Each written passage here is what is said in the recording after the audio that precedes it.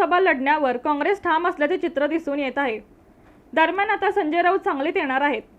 यामुळे काँग्रेस कार्यकर्ते आक्रमक झाले आहेत। सांगलीच्या जागेवरून महाविकास आघाडीमध्ये आता ठिणगी पडल्याचे दिसून येते। मैत्रीपूर्ण लढत वगैरे असे काही नसते। सांगलीतून चंद्रहार पाटीलच लढतील असं उद्धव ठाकरे यांनी सांगितले आहे। तसेच संजय राऊत हे 2 दिवस सांगली दौऱ्यावर येणार आहेत।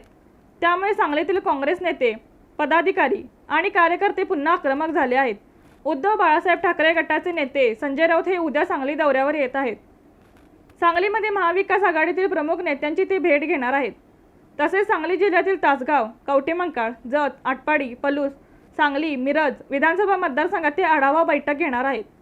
सांगलीची जागा कोणत्याही परिस्थितीत निवडून आणायची या दृष्टिकोनातून पुढील रणनीती ठरवण्यासाठी हा दौरा असल्याचे बोलले जात आहे।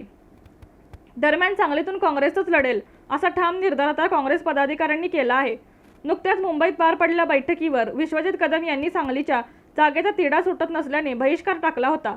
आता काँग्रेस नेत्यांसह पदाधिकारी आणि कार्यकर्ते देखील आक्रमक झाले आहेत। 2 दिवसात सांगलीमध्ये काँग्रेस पदाधिकाऱ्यांची आणि कार्यकर्त्यांची बैठक पार पडणार आहे।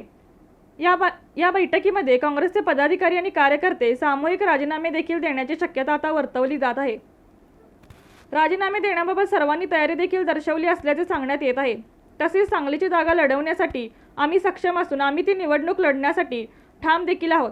येत्या 2-4 दिवसांमध्ये आमची भूमिका स्पष्ट करू असं देखील काँग्रेसचे नेते सांगत आहेत।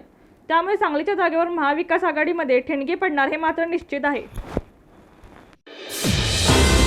रणनीती न्यूज चॅनेलला आजच सबस्क्राइब करा आणि रहा अपडेट।